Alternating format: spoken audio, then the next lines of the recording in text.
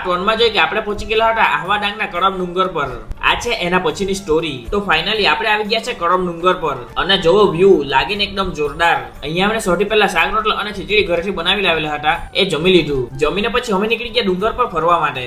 ઓહો, couple selfie લઈ. गोलमाल है भाई, सब गोलमाल है.